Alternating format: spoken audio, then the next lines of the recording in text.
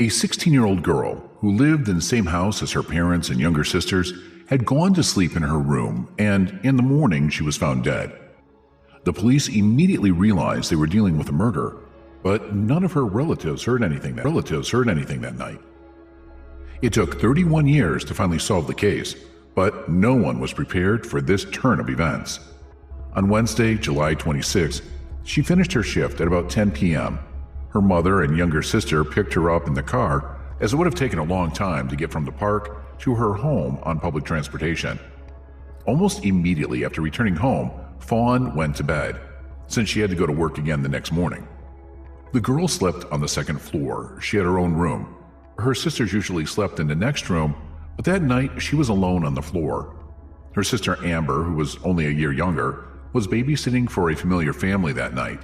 The other sister, Felicia, decided to sleep on the first floor because it was much cooler there. It was a very hot night, and the only air conditioner working was downstairs, and their parents also slept on the first floor. The next morning at about 9 o'clock, the whole family woke up to the sound of the alarm clock in Fawn's room, but the girl wouldn't turn it off for some reason.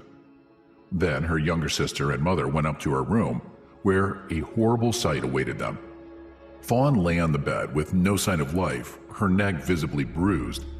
The girl also had no pulse, and her parents immediately called an ambulance, but they were no longer able to help her. It was apparent that Fawn had passed away hours before. After examining her body, medical experts determined that strangulation was the cause of death, and the girl had also been abused. From the first hours, the police realized they had a very difficult investigation ahead of them. Despite the fact that Fawn was killed right in her room in a small house with very poor soundproofing, her parents and sister heard absolutely nothing. However, there was an explanation. The air conditioner on the first floor was old and very loud, blocking out any other noise in the house. The only strange thing that night was noticed by Fawn's sister. Their poodle was behaving anxiously and barking, but they did not pay much attention to it. This behavior was attributed to the fact that the dog was pregnant. After examining the scene, the police made several important discoveries. Their theory was that the attacker, or group, had entered the house through a second-story window overlooking the backyard. There was an old trailer parked near the house that could easily be used to climb up to the canopy of the outbuilding, which was almost level with the window. The window itself had been left open because there was no air conditioning on the second floor, and one had to fight the heat somehow. In Fawn's room, the experts found the first important clues: a few short hairs, small blood stains, and traces of semen on the sheet from her bed. All of this was sent to the lab for analysis. In addition, several items were missing from the house, including radios, a Nintendo game console, and a stereo recorder. Several other items were found on the ground in front of the house. It looked as if the burglar had thrown them out the window to take them with him, but left them there for some reason. Detectives also found that various items had been removed from a closet in an adjoining room on the second floor. They believed the perpetrator was hiding in that closet while waiting for everyone in the house to go to sleep. Normally, Fawn's sister slept in that room, but not that night. For this reason, no one noticed the items on display. The police discovered another strange clue. An old army cap was found in Fawn's room. All her relatives said they had never seen the girl wearing it, so detectives assumed the killer might have forgotten the cap at the scene. Despite the impressive array of evidence, police were unable to quickly identify the suspects. The problem is that in 1989, DNA forensics was rather underdeveloped, and there were no common genetic databases at that time.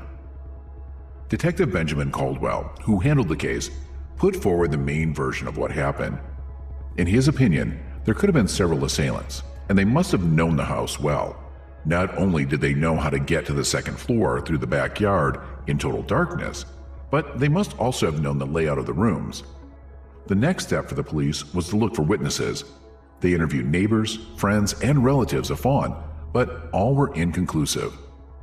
The detectives had one weighty problem before them. The neighborhood in which the house was located was very poor and criminal.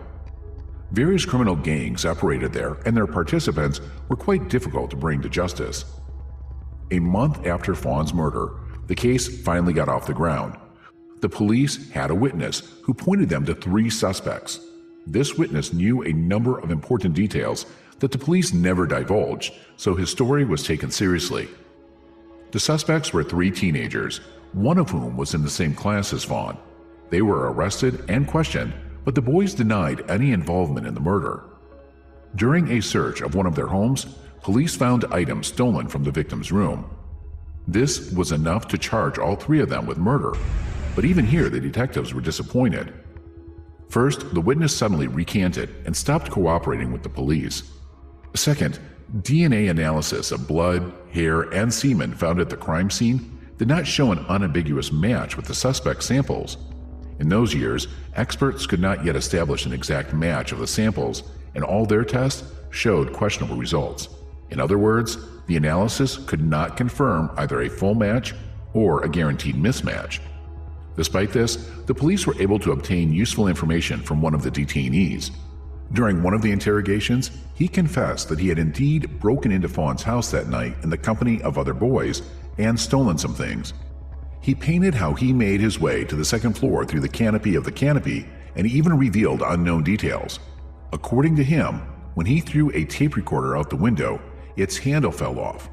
The boy hid it under a nearby bush, and the police did find the item in that very spot. Except that the young man quickly retracted his statement and no longer cooperated with the investigation, which would have prevented his confession from being used in court. Because of this, the police had to let the men go, and the investigation was at a standstill again. Most likely, the witnesses were simply intimidated, but without their testimony in court, the case had almost no chance. All we know is that one of them spent 8 months in jail for stealing items from Fawn's house. The case has since gone into a long drawer.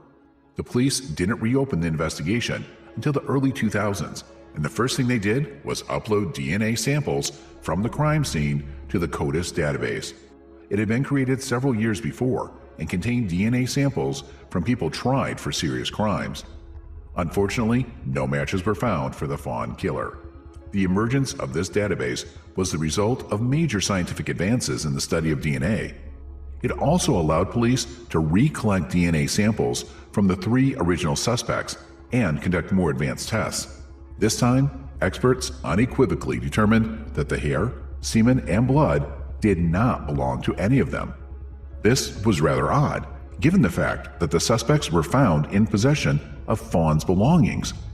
Detectives speculated that the 3 guys had indeed robbed her house that night, but there was another man with them. He was the one who had abused and killed the girl. All of this raised even more questions. Could it be that 4 criminals entered the house unnoticed, killed Fawn, and just as unnoticed, left the scene of the crime? The police still had no answer to this question. Since then, the case has once again stalled, and it wasn't until late 2020 that the long-awaited breakthrough happened, but the family wasn't ready for that kind of truth. With funding from the FBI, the police did send samples from Fawn's room to a lab. There, they began a detailed examination of the DNA and a search for possible relative of its possessors. It was the semen sample found at the murder scene that they mostly worked with. In November 2020, they were finally able to find the person to whom that DNA belonged. It turned out to be Fawn's cousin, Donald Cox. Of course, such news shocked the whole family. At the time of Fawn's death, Donald was 21 years old, and no one had even considered his possible involvement. That said, Donald was a pretty troubled man and was constantly behind bars. He was tried for misdemeanors such as theft and possession of illegal substances. Unfortunately, in those years, they did not yet take a DNA sample from such criminals. Otherwise, this case would have been solved much earlier. Donald died of an overdose in 2006, but the police investigated his death because certain circumstances seemed suspicious to them. It was because of that investigation that a sample of his DNA was preserved, but it was not entered into the FBI database because the man in that case was a victim, not a perpetrator. Once the experts informed the police of their discovery, they matched the sample with the semen found at the murder scene and got a 100% match. Despite the gravity of this discovery, the relatives have received an answer to a question that has plagued them for 31 years. But there remained one very important point in the whole story. A great deal of evidence indicated that the 3 original suspects had also been in the Fawn house that night. It was now becoming clear how the perpetrators knew the house and the family's routines so precisely. Donald was a frequent visitor and knew all these nuances. However, the police closed the case and no new charges were filed against the 3 men. Sister Fawn said she saw no point in trying to get a confession out of them, even though the men had been present in the house that night. They may not have even witnessed the murder itself. Donald may well have stayed in the house alone and only then attacked Fawn. Felicia added that the 3 suspects had already paid for their act.